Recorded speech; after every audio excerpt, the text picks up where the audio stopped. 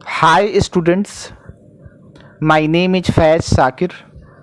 Welcome to third lesson of Civics, Electoral Politics. बच्चों, आज से हम लोग आपके सिविक्स का थर्ड लेसन स्टार्ट करने जा रहे हैं जिसका नाम है इलेक्टोरल पॉलिटिक्स। लेसन बहुत ही इम्पॉर्टेंट है, तो आपसे रिक्वेस्ट है कि इस लेसन में जो भी मैं आपको पढ़ाऊँ वह आप ध्यान से पढ़ें ताकि आपको हर चीज़ बेहतरीन तरीके से समझ में आ जाए। तो चलिए लेसन स्टार्ट करते हैं। कहता है, in a democracy people don't govern directly. कहता है कि डेमोक्रेसी में लोग डायरेक्टली रूल नहीं करते हैं, they govern through the elected representatives. कहता है कि वह अपने इलेक्टेड रिप्रेजेंटेटिव्स के द्वारा रूल किए जाते हैं। मतलब लोग जो है वो अपने रिप्रेजेंटेटिव्स को चुनते हैं और रिप्रेजेंटेटिव्स उनके ऊपर रूल करते हैं। लोग जो है वो रिप्रेजेंटेटिव्स के द्वारा जो है डेमोक्रेसी में रूल करते हैं। Governing through elected representatives is the most common form of a democracy. कहता है क्या कि दुनिया के मैक्सिमम डेमोक्रेसी में आप देखेंगे कि लोग अपने रिप्रेजेंटेटिव्स को चुनते हैं और वे रिप्रेजेंटेटिव्स जो है उनके ऊपर रूल करते हैं। दुनिया के मैक्सिमम डेमोक्रेसी में, मैक्सिमम लोकतंत्र में यही होता है।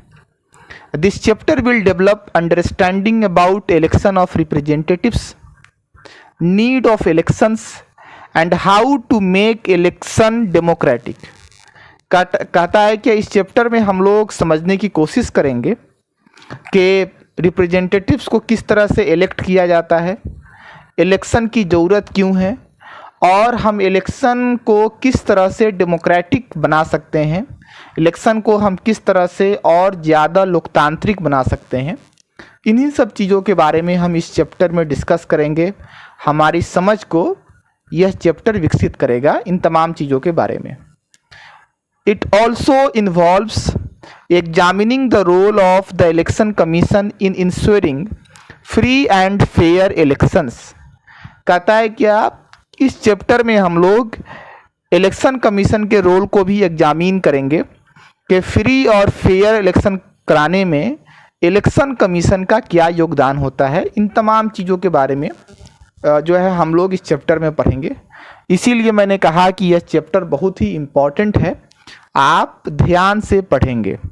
सबसे पहले हम लोग इलेक्शंस को डिफाइन करेंगे कि इलेक्शंस कहते किसको हैं। अगर कोई आपसे पूछे कि इलेक्शन को आप किस तरह से डिफाइन करेंगे, तो हम लोग जो है इसी चीज़ को समझने की कोशिश करेंगे ताकि आप आसानी से आंसर दे सकें, आसानी से डिफाइन कर सकें। कहता है, द मैकेनिज्म और procedure by which people choose there representatives at regular intervals is called election.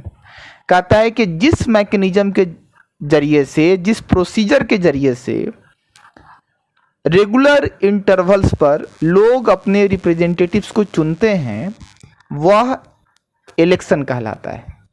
तो अगर आपसे कोई पूछे कि इलेक्शन किसको कहते हैं तो आपका आंसर क्या होगा? द मैकेनिज्म और procedure by which people choose their representatives at regular intervals is called election। मतलब जिस मैकेनिज्म के जरिए से, जिस प्रोसीजर के जरिए से लोग अपने रिप्रेजेंटेटिव्स को रेगुलर इंटरवल पर चुनते हैं वह इलेक्शन कहलाता है। अब हम लोग जो है प्रोसीजर ऑफ इलेक्शंस को डिस्कस करते हैं। कहता है, the procedure of election can be understood by the following real example of Haryana assembly elections। कहता है कि इलेक्शन के प्रोसीजर को हम लोग रियल एग्जाम्पल, हरियाणा के असेंबली इलेक्शंस के रियल एग्जाम्पल से समझ सकते हैं। कहता है, फॉर्मेशन ऑफ न्यू पार्टी लोक दल। कहता है, Haryana had been ruled by Congress party since 1982। कहता है क्या 1982 से ही हरियाणा में आप देखेंगे कि कांग्रेस पार्टी का रूल था। At the time Chaudhary Devi Lal was an opposition leader. कहता है क्या कि जिस समय कांग्रेस रूल कर रही थी हरियाणा पर 1982 से, उस समय चौधरी देवीलाल जो है वो अपोजिशन के लीडर थे। ही लेड मूवमेंट कॉल न्याय युद्ध। कहता है कि उन्होंने एक आंदोलन चलाया जिसका नाम था न्याय युद्ध। न्याय युद्ध का मतलब होता है स्ट्रगल फॉर जस्टिस, इंसाफ के लिए संघर्ष करना। एंड फॉर्म्ड न्यू पार्टी लोक दल, और उन्होंने एक नई पार्टी बनाई जिसका नाम था लोक दल। ठीक है। इलेक्शन कंपेन ऑफ देवीलाल, मतलब देवीलाल ने जो है चुनाव प्रचार किस तरह से किया। तो सबसे पहले तो देवीलाल ने एक नई पार्टी बनाई जिसका नाम था लोक दल। कहता है कि in election campaign of 1987 assembly election, Devilal promised voters that if his party win, he would waive loans of farmers and small businessmen। कहता है कि देवीलाल ने 1987 के असेंबली इलेक्शन में, हरियाणा के असेंबली इलेक्शन में लोगों से प्रॉमिस किया कि अगर उनकी पार्टी जीती तो वह किसानों के कर्जों को माफ़ कर देंगे, छोटे बिजनेसमैन के कर्जों को माफ़ कर देंगे। वोटर्स फेवर्ड लोक दल, ऑब्वियसली जो है लोग जो है वह लोक दल के सपोर्ट में आ गए। As people were unhappy with existing government, they were attracted by Devilal's promise. They voted in favor of Lok Dal and its partners own 76 out of 90 seats।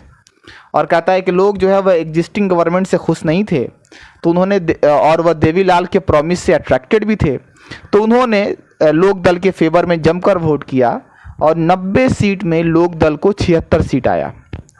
Results announced, उसके बाद रिजल्ट की घोषणा की गई।